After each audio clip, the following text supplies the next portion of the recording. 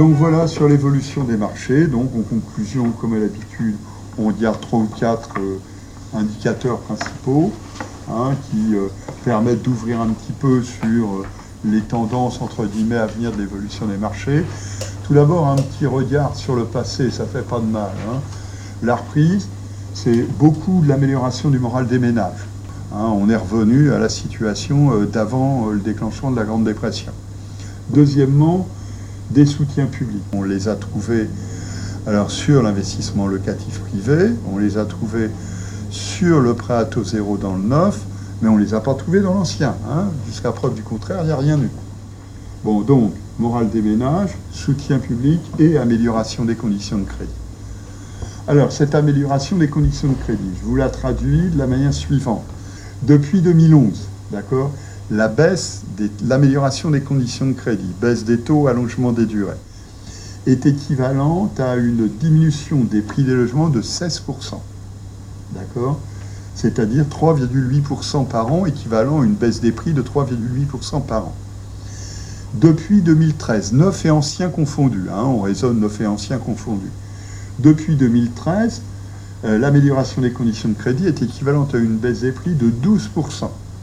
5,8% de baisse sur un an, enfin par an. À titre de comparaison, on prend un juge de paix, Eurostat. Depuis 2007, Eurostat nous dit qu'en France, les prix des logements neufs et anciens, plus 0,1%. On voit pas vraiment de baisse de prix. Depuis 2011, en revanche, moins 1,3% de baisse en moyenne chaque année. Alors ce qui est intéressant, c'est que si on met depuis 2011, finalement, l'amélioration des conditions de crédit a été 3 fois plus puissante que la baisse des prix de l'immobilier. Et donc, évidemment, on se dit, mais alors on va regarder ce qui se passe du côté des crédits.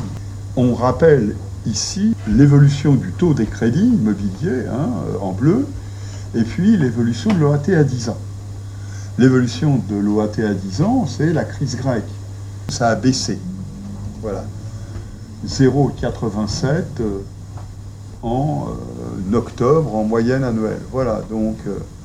enfin, en moyenne mensuelle, pardon, excusez-moi. 0,87. Bon, et puis, on a le taux d'intervention de la BCE qui reste scotché sur son 0,05%.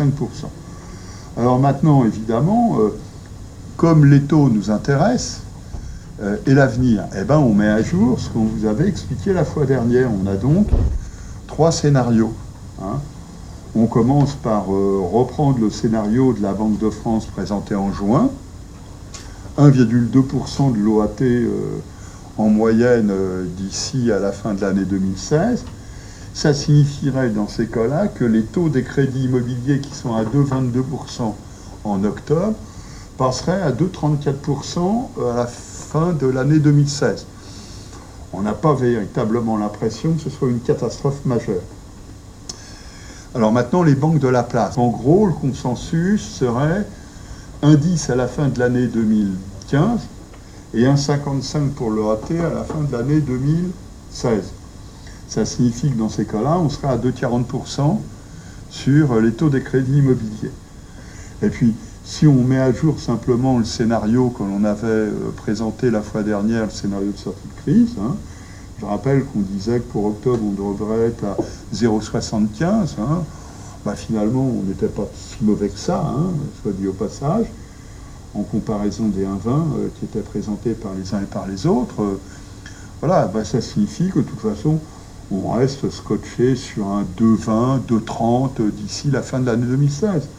Mais on voit, quel que soit le scénario qu'on prend, on n'a pas une crainte majeure à avoir, on n'a pas l'impression qu'il y a une crainte majeure à avoir sur l'évolution des conditions de crédit. On finit. Voilà, si on prend d'année pleine sur l'ensemble des établissements, parce que Crédit Logement fait du rachat, a donné dans la connaissance du rachat, et puis il y a les rachats qui passent pas par, voilà. En gros, ça signifie que les rachats vont représenter à peu près un peu plus de 38% des crédits versés sur l'ensemble de l'année 2015, contre un peu moins de 22% en 2014 et 17% en 2013. Voilà. Ça signifie qu'on va faire une année d'enfer, hein, à 75-76 milliards d'euros de rachat de créances.